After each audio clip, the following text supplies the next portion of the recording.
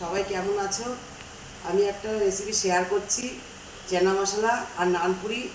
আপনারা দেখতে থাকুন আর দেখে কেমন লাগে কমেন্ট করবেন।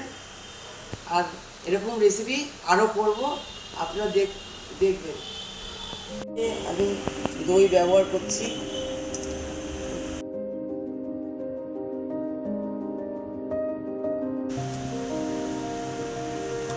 বেকিং সোডা দিলাম,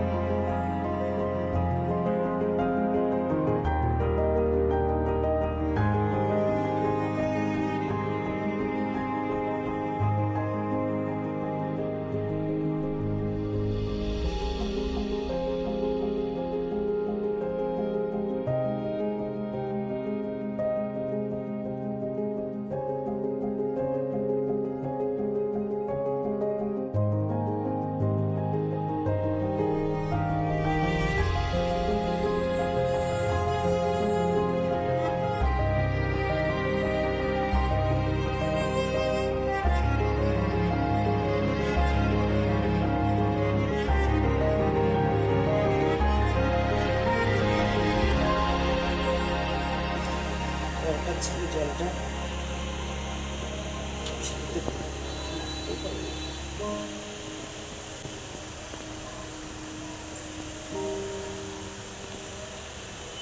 তেল দিয়ে দিচ্ছি, তেলটা একটু সফটনেস হবে। দিয়ে দিলাম আদা, পেঁয়াজ, রসুন, টমেটো সব এখন মিক্সিতে দেবো। নানপুরির ময়দাটা মেখে রেখেছি, আদা রসুন পেস্ট করে নিয়েছি। এখন তেজপাতা দিচ্ছি, জিরা দিচ্ছি, গরম মশলা দিচ্ছি,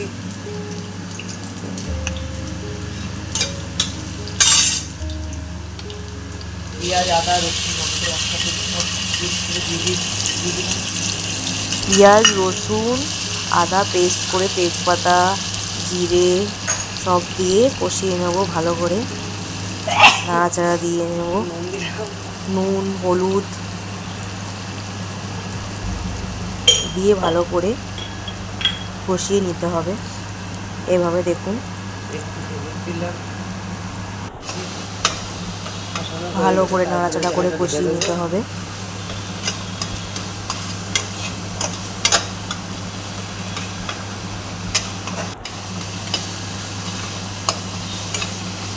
কষানো এইভাবে কষিয়ে নিয়ে ছোলা আলু সেদ্ধ করে, চানা আলু সেদ্ধ করে দিয়ে দিতে হবে। ভালো করে নাড়াচাড়া দিতে হবে।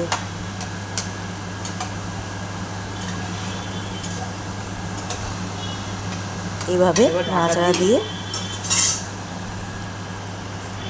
ঢাকা দিয়ে রেখে দেবেন 5 মিনিট। এটা চানা মশলা তৈরি হয়ে যাবে।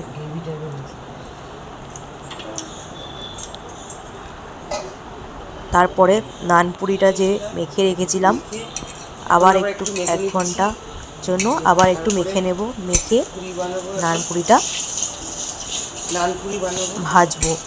এরপরে নানপুরিটা কড়াইতে তেল গরম করে ভাজবো। তারপরে দেখুন নানপুরি আমার তৈরি হয়ে গেছে।